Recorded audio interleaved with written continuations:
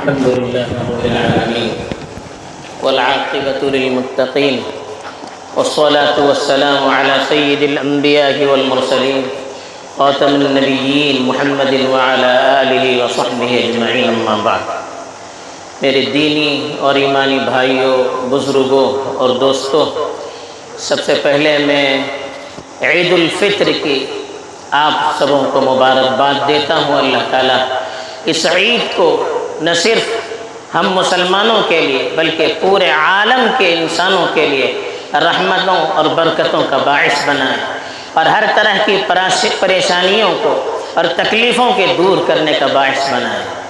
حضرات، یہ عید اللہ کا ایک تحفہ ہے۔ رمضان میں مسلمانوں نے جو عبادتیں کی، روزے رکھ کر، تلاوت کر کے، اللہ کے سامنے رو رو کر، گڑ گڑا کر، دعائیں مانگ کر، اعتکاف کر کے، عمرہ کر کے اللہ کو راضی کرانے کی جو کوشش کی ہے، اس کوشش کے تحفے کے طور پر یہ عید کا دن اللہ نے عنایت فرمایا ہے۔ آپ نے جو اللہ کے دربار میں اعمال بھیجے ہیں، یقیناً امید کی جا سکتی ہے کہ ان اعمال کے بدلے میں اللہ کی طرف سے رحمتیں نازل ہوں گی، خیر نازل ہوگا، مصیبتیں ٹلے گی، بلائیں ٹلے گی، اللہ کی طرف سے خیر کے فیصلے یقیناً نازل ہوں گے۔ ہمیں اچھی امید کرنی چاہیے۔ رمضان میں جو ہم عبادتیں کرتے ہیں، ان عبادتوں کا سب سے اہم جو پیغام ملتا ہے وہ ہے صبر، برداشت، اپنے آپ پر کنٹرول کرنا۔ یہ رمضان ہمیں سکھاتا ہے۔ دیکھیے، رمضان میں ہم کھانا پینا چھوڑتے ہیں صبح سے لے کے شام تک، حالانکہ باقی دنوں میں کھانا پینا جائز، رات میں جائز، پھر بھی حلال سے ہم اپنے آپ کو بچاتے ہیں صرف اللہ کو راضی کرنے کے لیے۔ اس کو کیا کہتے ہیں؟ صبر کہتے ہیں۔ پیاس لگتی ہے، کوئی دیکھنے والا نہیں ہوتا ہے، پھر بھی آدمی پانی نہیں پیتا ہے، برداشت کرتا ہے، اسی کو صبر کہتے ہیں۔ رمضان میں حدیث میں کہا گیا، اگر کوئی گالی دے، لڑائی کرے، جواب دینے کے بجائے آدمی کہے انا صائم، میں روزے سے ہوں، میں آپ کا جواب نہیں دے سکتا، میں آپ سے لڑائی نہیں کر سکتا۔ کیوں؟ صبر، برداشت، یہی رمضان کا پیغام ہے۔ رمضان میں ہم نے حلال سے اللہ کے حکم کی بنیاد پر اپنے آپ کو دور رکھا، تو اس کا پیغام یہ ہے کہ ہم سال بھر حرام سے اپنے آپ کو دور رکھیں۔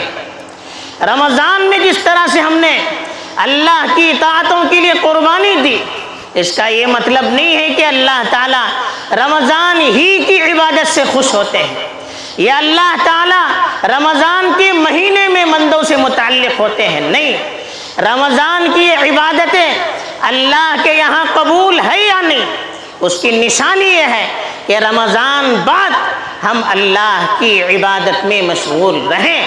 جیسے رمضان میں ہم نے محنت کی، اس تسلسل کو جاری رکھیں، عبادتوں کے ذریعے سے بھی اور گناہوں سے بچ کر بھی اللہ کی اطاعت کریں، اپنے نفس کو کنٹرول میں رکھیں۔ یہ رمضان کا پیغام ہے۔ آج کل کے جو حالات ہیں، ملک کے جو حالات ہیں، ہر طرف تعصب، تنگ نظری، تشدد، ایک فرقے کے خلاف، ایک مذہب کے خلاف ایک طرح سے ظلم و ستم ہو رہا ہے۔ لیکن ہمیں کیا کرنا ہے؟ عید ہمیں کیا پیغام دیتی ہے؟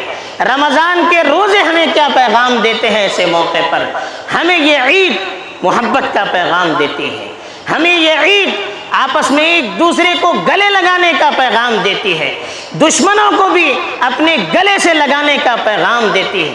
یہ عید ہمیں غریبوں کا خیال رکھنے کا پیغام دیتی ہے۔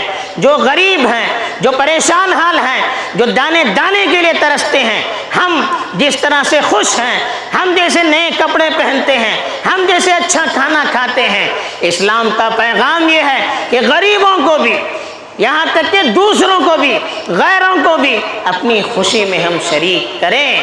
یہ عید ہمیں یہ پیغام دیتی ہے، معاف کرے دشمنوں کو، معاف کرے پریشان کرنے والوں کو، معاف کرے تکلیف دینے والوں کو، معاف کرے ہر ان لوگوں کو جن سے ہمیں پریشانی ہوتی ہے۔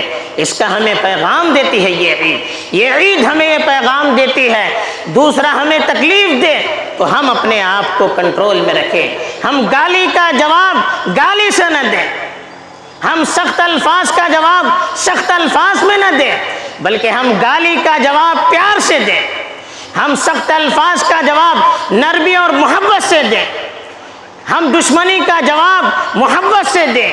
یہ ہمیں عید پیغام دیتی ہے۔ عید تو ہمیں یہ پیغام دیتی ہے، جو ہم سے روٹے ہوئے ہیں، جو ہم سے دور ہیں، جو ہم سے بات کرنا نہیں چاہتے ہیں، ہم ان کے پاس جائیں، ان کو منائیں، ان کو گلے سے لگائیں۔ یہ عید ہمیں پیغام دیتی ہے، یہ اسلام ہمیں پیغام دیتا ہے۔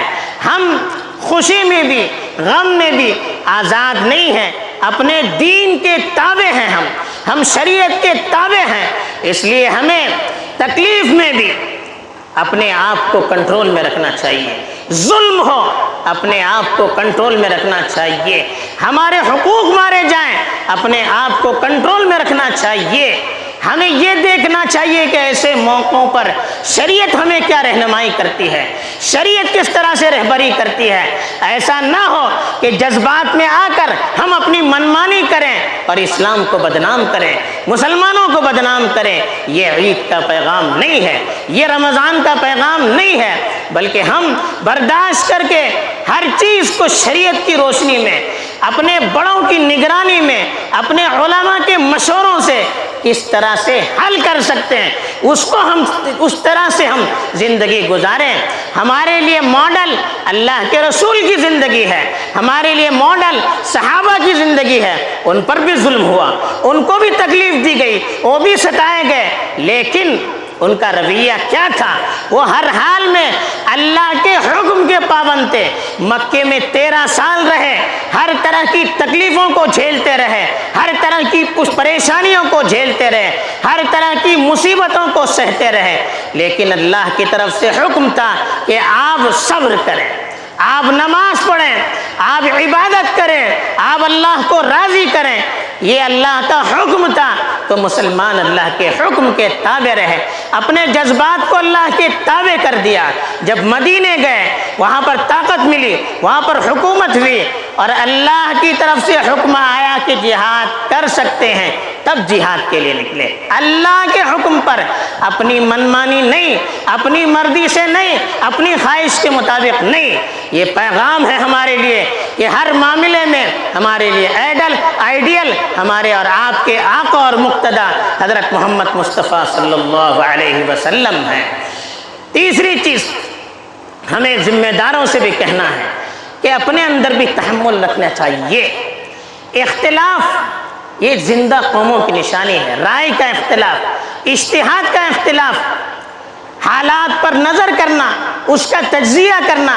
ہر آدمی کا الگ نظریہ ہو سکتا ہے، ہر آدمی کی الگ رائے ہو سکتی ہے، ہر آدمی کی الگ فکر ہو سکتی ہے۔ آزادانہ سوچ اور آزادانہ سوچ کے نتیجے میں اپنی رائے کو پیش کرنا یہ زندہ قوموں کی نشانی ہے۔ ایسے موقع پر ہمیں کیا کرنا چاہیے؟ اگر کسی کی رائے ہماری رائے سے مختلف ہے، اس کا یہ مطلب نہیں کہ وہ غلط ہے، غلط ہم بھی ہو سکتے ہیں، ہماری رائے ان کی رائے سے الگ ہے۔ اگر کسی کی رائے ہم سے مختلف ہے، اس کا یہ مطلب نہیں ہے وہ دین کا دشمن ہے، وہ قوم کا دشمن ہے، وہ ملت کا دشمن ہے۔ یہ کوئی عقل مندوں کا کام نہیں ہے۔ اپنے دل کو وسیع کیجیے، اپنوں کو بھی قبول کیجیے، اپنی مخالف کو بھی قبول کیجیے، سنجیدگی سے سوچیے۔ وقتی مسائل کے لیے اپنے اتحاد کو پارا پارا مت کیجیے، وقتی مسائل کے لیے اپنے اداروں کو مت توڑیے، وقتی مسائل کے لیے اپنی قوم کے خلاف بغاوت کا بیج مت بوئیے۔ वक्ती चीज़ें आती हैं जाती हैं, उससे इख्तिलाफ, उससे कौम पर असर नहीं पड़ता। कौम मुत्तहिद रहेगी तो हमारी ताकत रहेगी। आज के हालात हमें मुत्तहिद रहने की दावत देते हैं। आज के हालात एक दूसरे को कबूल करने की दावत देते हैं। आज के हालात एक दूसरे को हजम करने की दावत देते हैं। आज के हालात दिल को खोलने की दावत देते हैं। आज के हालात नफरत को थूकने की दावत देते हैं। अगर हम नफरत को थूकेंगे, हम आप दूसरों को गले से मिलाएंगे, हमारी ताकत रहेगी। वरना असलाफ ने जो इत्तिहाद अपनी कुर्बानियों से कायम रखा है, जो इदारे अपनी मेहनत और कुर्बानियों से तामीर करके हम तक सही हालत में पहुंचाए हैं, अगर हमने अपनी ज़ात के लिए, अपनी नज़रिए के लिए, अपनी राय के इख्तिलाफ की वजह से इदारों को तोड़ दिया, कौम को तोड़ दिया, मिल्लत को बांट दिया, तो हमसे बड़ा मुजरिम और हमसे बड़ा कौम का दुश्मन कोई नहीं हो सकता। ऐसे मौके पर हमें सब्र करना चाहिए। उस सब्र का बदला, हमारी राय के खिलाफ मसला हो रहा है, हम सब्र करेंगे, अल्लाह की तरफ से जो मदद आएगी उसका हम तसव्वुर नहीं कर सकते।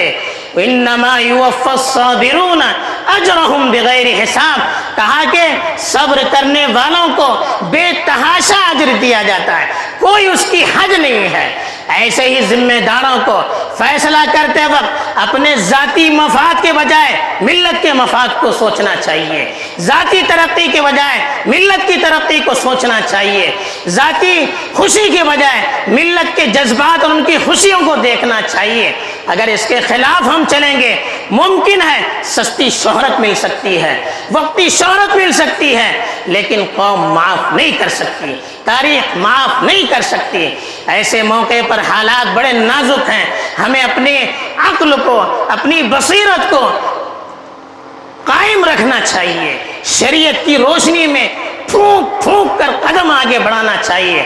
जज्बाती फैसलों के मुकाबले में सोच समझ कर तदब्बुर के साथ अपने जिम्मेदारों, अपने उलमा और कौम के हमदर्दों के साथ मिलजुल कर शरीयत की रोशनी में कोई फैसला करके आगे बढ़ना चाहिए। इसी में हमारी कामयाबी है। नौजवानों, नौजवान आप कौम का मुस्तकबिल हैं, आपसे लोगों की तवक्कुआत वाबस्ता है। आप अगर सही रहें, मिल्लत सही रहेगी। आपकी तरक्की मिल्लत की तरक्की है, आपकी नेकनामी मिल्लत की नेकनामी है, आपकी इज्जत मिल्लत की इज्जत है। आप अगर अखलाक आपके बिगड़ गए, हमारा मुस्तकबिल बर्बाद हो जाएगा। आपका दीन बर्बाद हो गया, हमारा मुस्तकबिल बर्बाद हो जाएगा। आप अपने आप को कंट्रोल में रखें। आप अपने आप को इतना आज़ाद न समझें कि कोई आप पर जिम्मेदार न हो, बल्कि आप अपने आप को बनाने की फिक्र करें, अखलाक को बनाने की फिक्र करें, आमाल को बनाने की फिक्र करें, अच्छी तालीम हासिल करें, अच्छी फिक्र बनाएं, अच्छे जज्बात बनाएं और अपना कैरेक्टर बेहतर से बेहतर बनाएं और अपने आप को अपने वालिदैन के कंट्रोल में दें, अपने जिम्मेदारों के ताबे बनाएं, अपनी जान पर रहम करें, मिल्लत की जान पर रहम करें।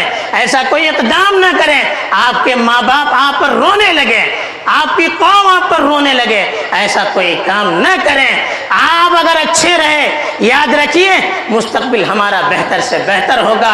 वालिदैन को भी अपने बच्चों की फिक्र करनी चाहिए, उनको वक्त देना चाहिए, हलाल रोजी उनके पेट में डालनी चाहिए, हलाल लुक़मा उनको खिलाना चाहिए और ख़ुद उनके लिए बेहतर से बेहतर मॉडल बनना चाहिए। उनकी तरबियत सही करनी चाहिए, उनके ईमान को बनाने की फिक्र करनी चाहिए।